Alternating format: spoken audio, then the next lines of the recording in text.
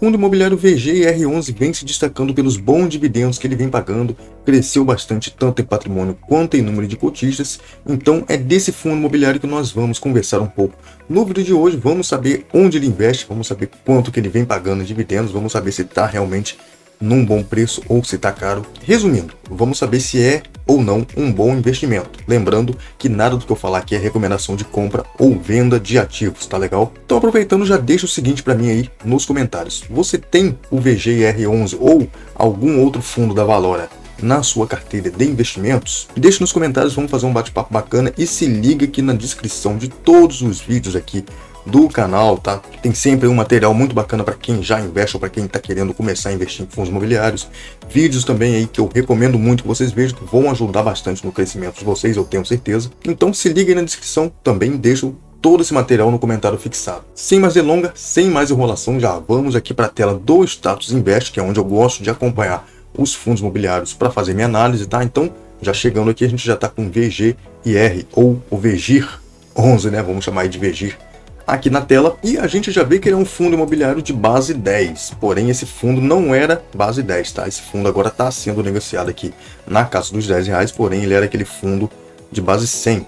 Hoje ele conta com um dividend yield dos últimos 12 meses aí de 14,95%, pagando para quem é cotista desse fundo. Nos últimos 12 meses ele pagou R$ 1,46. A gente vê que nesse mês ele já desvalorizou 1%, porém totalmente normal, todos os fundos de papel estão caindo um pouquinho aí, por conta de queda de rendimento de alguns, ou situação aí das eleições, esse resultado das eleições também afetou muito a nossa bolsa de valores, então totalmente normal essas pequenas quedas que estão havendo nos fundos imobiliários. Então colocando aqui o gráfico em um ano, tá aqui como eu falei com vocês, ele era um fundo cotado na casa dos R$100, agora tá na casa dos 10, então ele anda sempre por aqui em 10, 9 e pouco, tá sempre nessa mesma faixa de preço, porque ele consegue se manter um dividendo bem linear aqui dos últimos meses para cá. Então o pessoal tá sempre deixando ele nessa faixa de preço aí que tá bem bacana. Quando eu digo sempre deixando é porque fica negociando muito, então o preço acaba não caindo nem subindo muito, fica sempre nessa faixa de preço. Descendo aqui um pouco a gente vê algumas informações bem bacanas aqui, cara. Ele é um fundo imobiliário que tem um valor patrimonial de R$ 9,62, porém ele tá um pouquinho acima disso, então ele tá com um PVP de 1,02. Então aqui um fundo imobiliário que tá acima do VP, tá? Eu sempre trago fundos abaixo do VP, e como eu sempre falo com vocês, o PVP é uma forma da gente ver se o fundo imobiliário tá caro ou barato, mas só serve aqui no caso para fundos de papel, que é o caso do VGIR, ou FOF, que são fundos imobiliários que investem em outras cotas de fundos imobiliários. Para fundo de tijolo, que é fundo que investe em galpões, lajes corporativas, shoppings, PVP não vai funcionar muito para você saber se ele está caro ou barato, tem outras formas.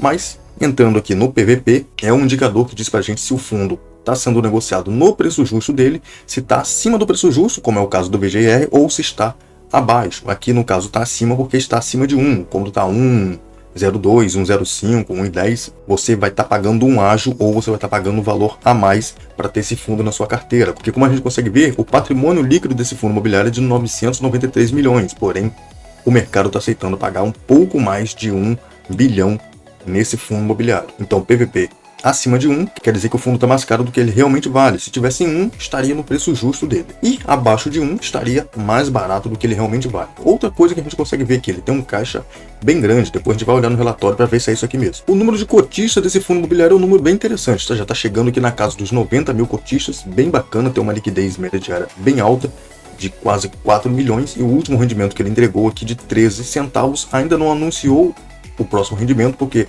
a data base dele é no 10º dia útil, no caso foi no dia 12 do mês passado, né?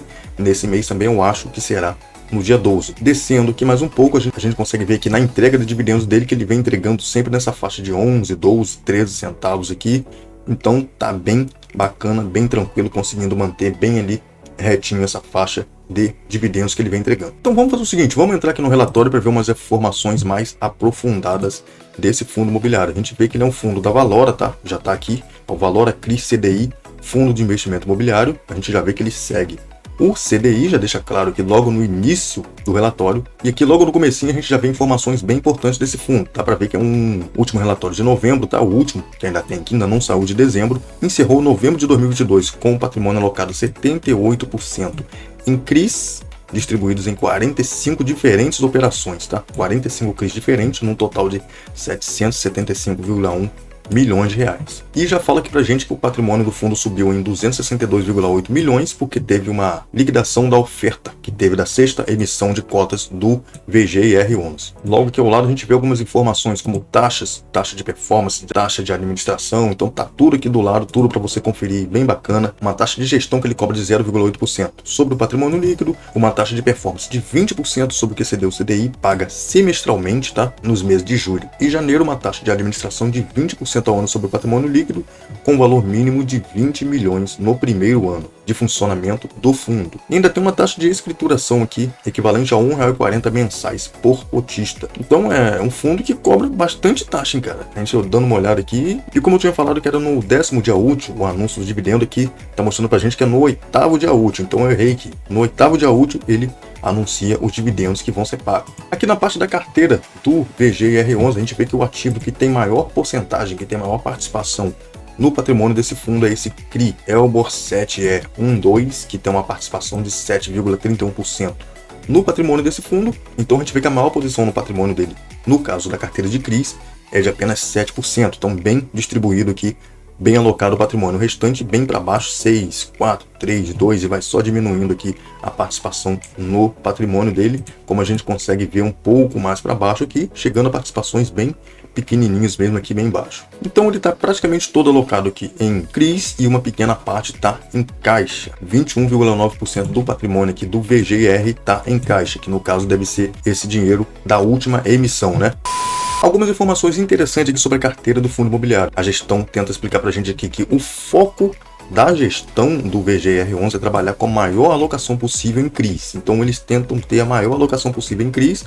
Então a gente vê que ele tem 78% em CRIs, 22% em caixa por causa dessa grana que entrou na última emissão. Então eles praticamente vão ficar todo alocado em CRI, não vai ter espaço para nada a mais nesse fundo imobiliário por enquanto, tá? E é um fundo mais focado em CDI. A gente vê que 95,5% dos CRIs dessa carteira são CDI, enquanto 4,5% somente é IPCA, ou tem o IPCA como o indexador, né? E ainda olhando um pouco aqui da alocação da carteira do fundo imobiliário por segmento, a gente vê que ele atua aqui 96% em residencial e um pouquinho nos demais segmentos aqui de shopping, hospital e pulverizado. Então, praticamente 100% aqui residencial. E aqui tem uma informação que por tipo de emissão, na alocação aqui por tipo de emissão, a alocação tem como foco investimento em operações exclusivas e, na sua maioria, estruturadas pela própria gestora, que permite assim, para o fundo uma participação ativa em todos os processos, desde a estruturação e precificação até o acompanhamento dos CRIs. Então, bem bacana, cara, essa estratégia desse fundo, eu achei bem interessante, eu nunca tinha olhado o relatório desse fundo, e realmente é bem interessante. Não é à toa que esse fundo é um dos fundos também de base 10 agora, que vem também crescendo bastante, né? E vindo aqui para baixo, quem quiser ter algumas informações mais aprofundadas dos CRIs, tá? Tem aqui